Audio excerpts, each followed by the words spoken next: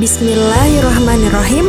Assalamualaikum warahmatullahi wabarakatuh. Sahabat muslim, mendengar kata neraka, kita akan membayangkan keadaan yang menyeramkan dan menakutkan. Tidak ada seorang pun yang ingin masuk neraka. Tempat kembali paling buruk tersebut merupakan tempat siksaan dan azab bagi orang-orang yang kafir dan durhaka kepada Allah Subhanahu wa Ta'ala ketika di dunia. Lantas siapakah golongan manusia yang pertama masuk neraka? Berikut 3 golongan manusia yang pertama dilempar ke dalam neraka. Simak terus video ini, namun sebelum lanjut ke videonya silahkan tekan tombol subscribe dan tombol lonceng di bawah ini sebagai bentuk dukungan kalian agar channel ini tetap terus menyebarkan informasi seputar Islam. Dan terima kasih untuk yang sudah subscribe.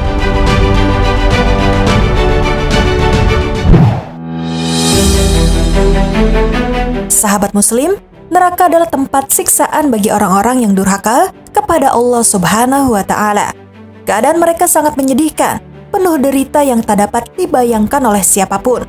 Bahkan Rasulullah SAW dan para sahabat menangis ketika mendengar gambaran neraka jahanam. Dalam sebuah hadis disebutkan bahwa ada 3 golongan manusia yang pertama masuk ke dalam neraka. Rasulullah SAW menyampaikan 3 golongan manusia yang pertama kali masuk ke neraka kepada Abu Hurairah radhiyallahu anhu ketika tidak ada orang lain bersama mereka. Namun saat hendak menyampaikan hadis itu, Abu Hurairah beberapa kali menangis sangat keras hingga akhirnya jatuh pingsan. Berikut hadis riwayat Imam Muslim. Rasulullah SAW bersabda, Abu Hurairah berkata, aku telah mendengar Rasulullah SAW bersabda, sesungguhnya manusia pertama yang diadili pada hari kiamat adalah orang yang mati syahid di jalan Allah. Ia didatangkan dan diperlihatkan kepadanya kenikmatan-kenikmatan yang diberikan di dunia. Lalu ia pun mengenalinya. Allah bertanya kepadanya, amal apakah yang kau lakukan dengan nikmat-nikmat itu? Ia menjawab, aku berperang semata-mata karena engkau sehingga aku mati syahid. Allah berkata, engkau dusta. Engkau berperang supaya dikatakan seorang yang gagah berani. Memang demikianlah yang telah dikatakan tentang dirimu. Kemudian diperintahkan malaikat agar menyeret orang itu atas mukanya agar tertelungkup lalu dilemparkan ke dalam neraka. Selanjutnya Rasulullah SAW melanjutkan sabdanya. Berikutnya orang yang diadili adalah seorang yang menuntut ilmu dan mengajarkannya serta membaca Al-Quran. Ia didatangkan dan diperlihatkan kepadanya kenikmatan-kenikmatannya. Maka ia pun mengakuinya. Kemudian Allah menanyakannya, amal apakah yang telah engkau lakukan dengan kenikmatan-kenikmatan itu? Ia menjawab, aku menuntut ilmu dan mengajarkannya serta aku membaca Al-Quran hanyalah karena engkau. Allah berkata, engkau dusta. Engkau menuntut ilmu agar dikatakan seorang alim atau yang berilmu dan engkau membaca Al-Quran supaya dikatakan seorang qori atau pembaca Al-Quran yang baik. Memang begitulah yang dikatakan tentang dirimu.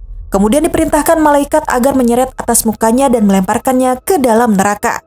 Rasulullah SAW menceritakan orang selanjutnya yang pertama kali masuk neraka. Berikutnya yang diadili adalah orang yang diberikan kelapangan rizki dan berbagai macam harta benda. Ia didatangkan dan diperlihatkan kepadanya kenikmatan-kenikmatannya. Maka ia pun mengenalinya dan mengakuinya. Allah bertanya, apa yang telah engkau lakukan dengan nikmat-nikmat itu? Dia menjawab, aku tidak pernah meninggalkan sedekah dan infak pada jalan yang engkau cintai, melainkan pasti aku akan melakukannya semata-mata karena engkau. Allah berkata, engkau dusta.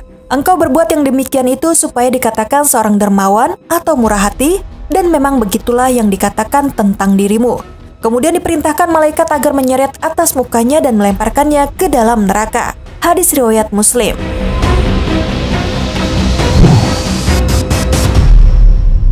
Dari hadis tersebut disebutkan bahwa 3 golongan manusia yang pertama dilempar ke dalam neraka adalah pertama, orang yang mati syahid di jalan Allah namun niat berjihad bukan untuk Allah, akan tetapi agar dikatakan seorang yang gagah berani. Kedua, seorang yang menuntut ilmu dan mengajarkannya serta membaca Al-Quran, namun ia melakukannya bukan untuk Allah akan tetapi membaca Al-Quran supaya dikatakan seorang qori atau pembaca Al-Quran yang baik. Lalu yang ketiga adalah orang yang bersedekah dan infak, namun dilakukannya bukan untuk Allah semata, akan tetapi agar dikatakan seorang yang murah hati atau dermawan. Penyebab ketiga golongan muslim itu masuk neraka ternyata karena amal yang dilandasi riya, yang artinya mereka beramal bukan untuk Allah, akan tetapi untuk mengharapkan sanjungan manusia. kelihatannya sepele, tetapi ria menyebabkan orang-orang yang berilmu dan punya harta dimasukkan ke dalam neraka. Ria adalah penyakit hati yang harus dihindari karena dapat merusak amal kebaikan. Dalam Al-Quran disebutkan bahwa orang yang berbuat ria termasuk golongan orang yang celaka. Ria termasuk salah satu sifat orang munafik. Sifat ini bertentangan dengan sifat orang beriman yang senantiasa ikhlas dalam melakukan segala sesuatu.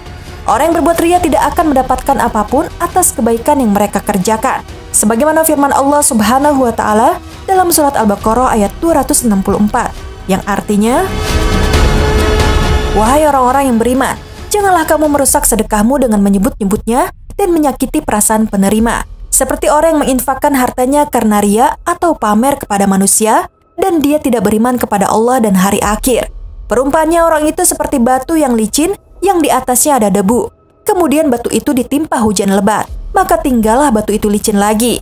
Mereka tidak memperoleh sesuatu apapun dari apa yang mereka kerjakan, dan Allah tidak memberi petunjuk kepada orang-orang kafir."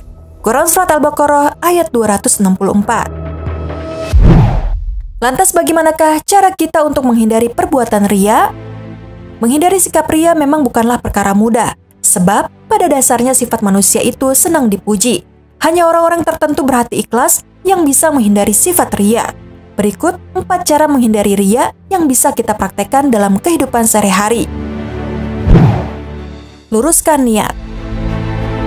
Rasulullah SAW bersabda, "Sesungguhnya segala perbuatan itu tergantung niatnya, dan sesungguhnya bagi setiap orang memperoleh sesuai apa yang ia niatkan."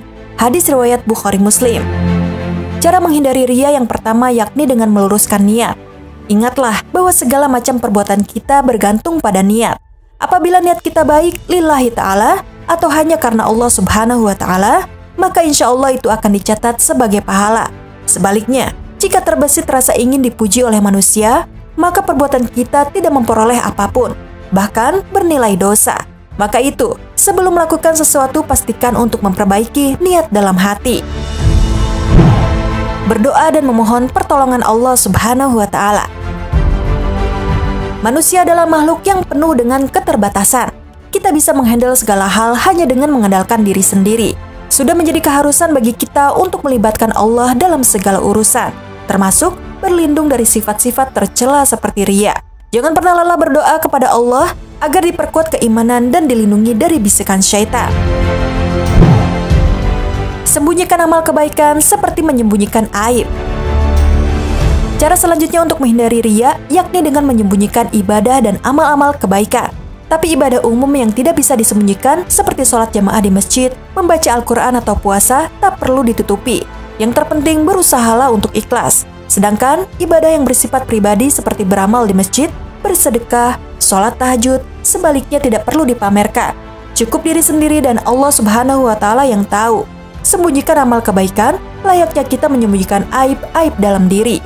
Dengan demikian, kita pun bisa terhindar dari pujian manusia dan jauh dari sifat ria. Belajar ikhlas.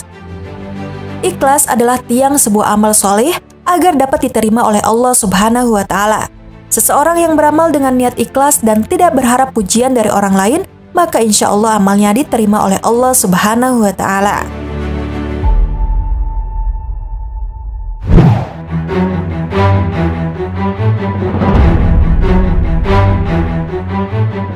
Sahabat Muslim, demikianlah 3 golongan manusia yang pertama masuk ke dalam neraka. Semoga kita semua bukan termasuk golongan orang-orang tersebut, dan semoga kita semua termasuk orang-orang yang mendapatkan rahmat Allah Subhanahu wa Ta'ala untuk menjadi penduduk surga di akhirat kelak. Amin ya rabbal alamin. Sekian video kali ini. Wassalamualaikum warahmatullahi wabarakatuh.